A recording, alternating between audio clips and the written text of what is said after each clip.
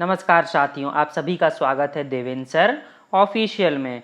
और हम हर रोज़ की तरह बेस्ट करंट अफेयर सबसे पहले सिर्फ 10 मिनट में आप सभी के लिए लेकर आए हैं। आज है 8 जून 2020। भूलिएगा मत, अगर आपको मेरे करंट अफेयर्स पसंद हैं तो लाइक करें, शेयर करें और सब्सक्राइब ज़रूर करें। पीडीएफ आपको मेरे व्हाट्सएप, इंस्टा और वेबसाइट पर भी उपलब्ध हो जाएगी। चलिए तो हम चलते हैं अपने आज के पहले प्रश्न की तरफ।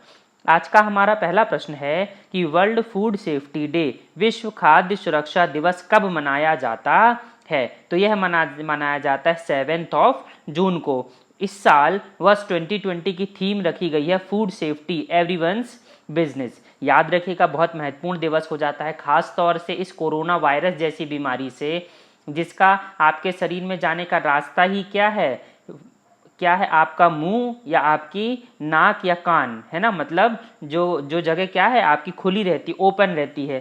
सीधी सी बात है, सबसे ज़्यादा अगर खतरा है तो वो किससे है? खाने से है, दूषित खाने से है। इसीलिए फूड सेफ्टी की महत्ता आज के समय पर बहुत ज़्यादा बढ़ जाती है। तो हम मनाते हैं यह दिवस 7 जून के दिन। इस साल की इसकी थीम आप देख चुके हैं। इसका जो उद्देश्य है वो लोगों का ध्यान सुरक्षित और पौष्टिक भोजन की ओर आकर्षित करना है। 2018 में इसे क्या है, प्रूव दैट दिया गया था, मतलब इसे मनाने के लिए मान्यता दे दी गई थी। और 2019 में इसे सर्वप्रथम क्या है, मनाया गया था। तो बहुत महत्वपूर्ण हो जाता है हमारे लिए world food safety day. WHO यह कहता है, जिसके अंतर्गत यह मनाया जाता है कि दुनिया में लगभग 10 में से 1 व्यक्ति दूषित भोजन खाता है और जिस वजह से वो क्या होता है, बीमार हो जाता है। तो देखिए खाने की कितनी महत्ता है आपके शरीर में। World Health Organization. चलिए चलते हैं हम अगले प्रश्न की तरफ। अगला प्रश्न हमारा बहुत महत्वपूर्ण है कि अंतर्राष्ट्रीय योग दिवस 2020 किस दिन मनाया जाएगा। तो आपको पता है अंतर्राष्ट्रीय योग दिवस मनाया जाता है 21 जून को, जिस दिन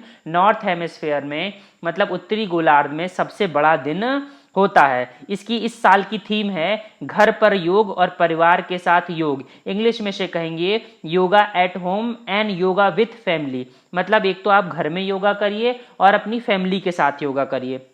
आपको पता है हर साल एक जगह चुनी जाती है और वहां पर सामूहिक योग किया जाता था। इस साल ऐसा कुछ नहीं किया जाएगा। हालांकि मार्च में डिसाइड किया गया था कि लेह लद्दाख में इस साल प्रोग्राम किया जाएगा और हर साल की तरह वहां पर भी प्रधानमंत्री नरेंद्र मोदी अच्छी खासी हजारों की भीड़ के साथ योग प्रदर्शन करते। लेकिन कोरोना की वजह से सब क्या है, अब स्थगित कर दिया गया है। आपको पता होगा पहला जो इंटरनेशनल योग डे का इवेंट है वो 2015 में मनाया गया था और इस साल का जो इवेंट है वो 6वां वाला इवेंट होने वाला है।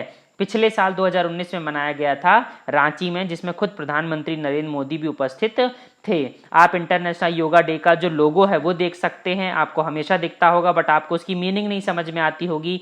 यहाँ से आप हर एक रंग की, हर एक पोस्चर की मीनिंग समझ सकते हैं। तो आप देख लीजिए ताकि आपको याद करने में आसानी हो। बहुत महत्वपूर्ण है, थीम आप मत भूलिएगा। हम चलते हैं, क्या है इसी से संबंधित एक चीज मैंने आपको बताई थी कि माय लाइफ माय योगा एक वीडियो ब्लॉगिंग प्रतियोगिता भी प्रधानमंत्री मोदी जी के द्वारा क्या की गई थी, सामने लाई गई थी। क्यों? इसी थीम को सामने रखते हुए, क्या है, योगा विथ फैमिली और योगा विथ, आप देख सकते हैं। ठीक है, तो हम चलते हैं अपने अगले प्रश्न की तरफ। अगला प्रश्न है हमारे पास कि किस राज्य की सरकार ने तरल अपशिष्ट, खतरनाक एवं गैर खतरनाक ठोस अपशिष्ट तथा वायु प्रदूषकों के प्रबंधन के लिए एक ऑनलाइन अपशिष्ट प्रबंधन platform, online waste management platform शुरू किया है।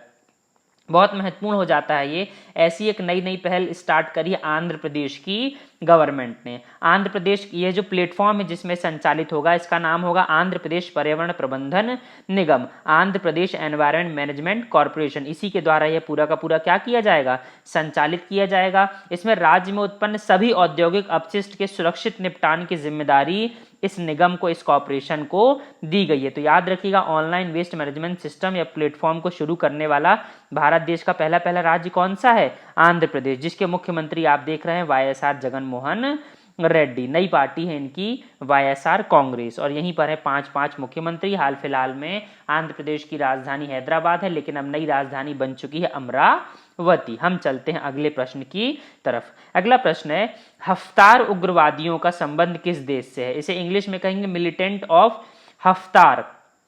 देखिए नए नए शब्द हैं, ये कैच करते हैं और जल्दी पूछने की कोशिश करता है जो भी पेपर सेटर रहता है। तो हफ्तार उग्रवादी नया नया शब्द है, एकदम से सामने आ रहा है इंटरनेशनल पॉलिटिक्स में, तो ये आपसे पूछा जा सकता है। लीबिया में एक उग्रवादी संगठन है जिसे हफ्तार कहा जाता है। संयुक्त राष्ट्र समर्थित सरकार ने जो वहां की राजधानी लीबिया की त्रिपोली शहर को उग्रवादियों से क्या कर लिया है, वापस ले लिया है। किसके किसके अंडर में अभी ये चले गए थे, इन्हीं मिलिटेंट्स के अंडर में चले गए थे।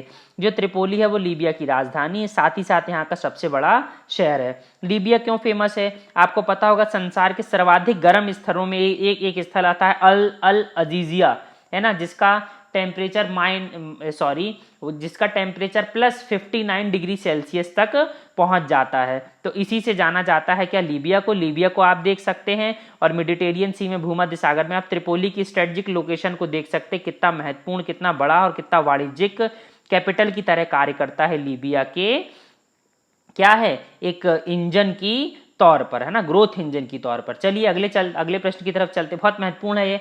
Property firm DLF, Delhi land and finance limited के चेयरमैन, है ना, के एमिरेट्स चेयरमैन या मानद चेयरमैन कौन बनाए गए हैं। तो अभी अभी इनके अध्यक्ष पद से क्या है, सेवानिवृत्त हुए, रिटायर हुए कुशल पाल सिंह, इन्हीं को अब क्या बना दिया गया, मानद चेयरमैन, मतलब अब वो क्या हमेशा चेयरमैन बने रहेंगे, इस पद से इन्हें क्या है, नवाजा गया है। अब क्योंकि ये सेवानिवृत्त हो चुके हैं तो इनकी जगह पर एक नए DLF के अध्यक्ष आ रहे हैं, राजीव सिंह। तो 2 क्वेश्चन आ सकते हैं, नए अध्यक्ष के बारे में पूछा जा सकता है, राजीव सिंह के बारे में, और ये पुराने जो अध्यक्ष है जिन्हें चेयरमैन बना दिया गया एमिरेट्स, कुशल पाल सिंह के बारे में पूछा जा सकता है ना। 1946 में देखिए इन्होंने, कुशल पाल सिंह ने DLF ज्वाइन की थी और 1995 से इन्होंने अध्यक्ष पद को धारित किया था। जो DLF इतना बड़ा संगठन नहीं था, लेकिन एक संगठन को बनाने के लिए बहुत से लोगों की मेहनत होती है, जिसमें DLF में सबसे बड़ा योगदान दिया था इन्हीं कुशल पाल सिंह ने। इन्हीं के नेतृत्व में जो DLF का फर्म है, प्रॉपर्टी फर्म है, ये गुरुग्राम, आपको पता है गुड़गांव जिसका नाम हुआ करता था, हरियाणा, वहां से बाहर निकली और पूरे के पूरे दिल्ली में और उत्तर प्रदेश के भी अच्छे खासे इलाके में इन्होंने इन्वेस्टमेंट किया और अपनी कंपनी को एक बड़ा प्रभुत्व स्थापित किया। आप देख सकते हैं कुशल पाल सिंह जी को DLF के लोगों के साथ में। हम चलते हैं अगले प्रश्न की तरफ। अगला प्रश्न है, #iCommit पहल की शुरुआत किसके द्वारा की गई है। तो ये #iCommit पहल की शुरुआत की गई है एनर्जी एफिशिएंसी सर्विसेज लिमिटेड के द्वारा, EESL के द्वारा। अब ये क्या है, ये आता है भाई भारत सरकार के विद्युत मंत्रालय, पावर मिनिस्ट्री के अंतर्गत। भारत सरकार की यह एक एनर्जी सर्विसेज कंपनी है, मैं फिर से रिपीट कर रहा हूं, एनर्जी सर्विसेज कंपनी, 100% इक्विटी है इसमें सरकार की, और यह NTPC limited, power finance corporation, विद्युत या ग्रामीण विद्युतीकरण निगम और पावर ग्रिड का एक संयुक्त उपक्रम के रूप में कार्य करता है। तो आप भूलिएगा मत #iCommit।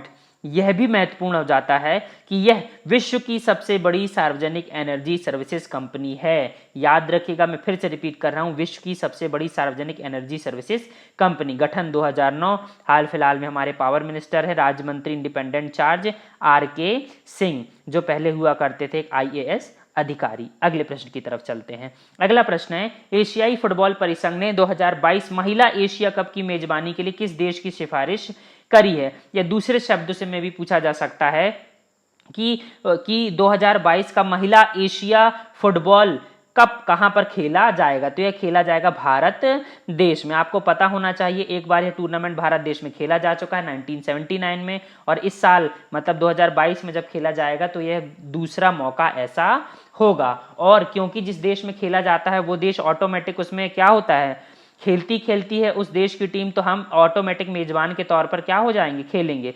हर साल 8 टीमें खेलती थी, इस बार 12 टीमें खेल रही हैं। एशियाई फुटबॉल परिसंघ के जो हाल फिलहाल में अध्यक्ष हैं वो हैं शेख सलमान बिन इब्राहिम अल खलीफा, और भारतीय या ऑल इंडिया फुटबॉल फेडरेशन के अध्यक्ष हैं प्रफुल्ल पटेल। तो बहुत महत्वपूर्ण हो जाती है इस 2020 वुमेन्स एशिया कप की मेजबानी। चलिए अगले प्रश्न की तरफ चलते हैं। अगला प्रश्न, ऑनलाइन सुरक्षित रहने के बारे में छात्रों और शिक्षकों में जागरूकता बढ़ाने के लिए NCERT और यूनेस्को नई दिल्ली कार्यालय के द्वारा कौन सी बुकलेट लॉन्च की गई है या बनाई गई है। तो safe online learning in the times of कोविड-19 नामक एक इंफॉर्मेशन बुकलेट बनाई गई है। हमारे मंत्री हैं कौन, रमेश पोखरियाल निशंक, HRD मिनिस्टर। अगले प्रश्न की तरफ चलिए। अगला है जनवरी 2021 में यूनिक ट्विन समिट की मेजबानी कौन करेगा? तो भाई वर्ल्ड इकोनॉमिक फोरम इस यूनिक ट्विन समिट की मेजबानी करने वाला है, दाओस में किया जाएगा। इसका इस साल का विषय होगा द ग्रेट रीसेट। बहुत महत्वपूर्ण हो जाता है। विश्व आर्थिक मंच के हाल फिलहाल में अध्यक्ष हैं क्लाउस श्वाब, आप देख सकते हैं स्क्रीन के सामने, और जो इनका हेडक्वार्टर है वो पड़ता है दाओस स्विट्जरलैंड में, आप यूरोप के मैप में देख सकते हैं। अगला प्रश्न देखिए भाई, सरकारी कर्मचारियों के लिए सैलरी ट्रैकर मोबाइल ऐप मेरा वतन संस्करण 1 किसके द्वारा लॉन्च किया गया? तो गिरीश चंद्र मुर्मू के द्वारा लॉन्च किया गया है। आपको पता होगा यह जम्मू कश्मीर के उपराज्यपाल, तो बहुत महत्वपूर्ण हो जाता है। इसका निर्माण एनआईसी जम्मू और कश्मीर सेंटर के द्वारा किया गया है। एनआईसी के महानिदेशक हैं जम्मू कश्मीर के अभय कुमार यादव। 1988 में स्थापना की गई थी, जम्मू में इसका मुख्यालय। अगले प्रश्न की तरफ चलते हैं। अगला प्रश्न है कि मर्चेंट वेतनभोगी और स्वरोजगार ग्राहकों की जरूरतों को पूरा करने के लिए समर स्ट्रीट्स अभियान किस बैंक के द्वारा शुरू किया गया है? तो एचडीएफसी बैंक के द्वारा शुरू किया गया है। तो यह भी बहुत ज्यादा क्या है, महत्वपूर्ण हो जाता है। एचडीएफसी बैंक के एमडी हैं आदित्य पुरी, आप स्क्रीन में देख सकते हैं। अगर आपको मेरे वीडियोस पसंद है तो प्लीज लाइक करना ना भूलें। धन्यवाद।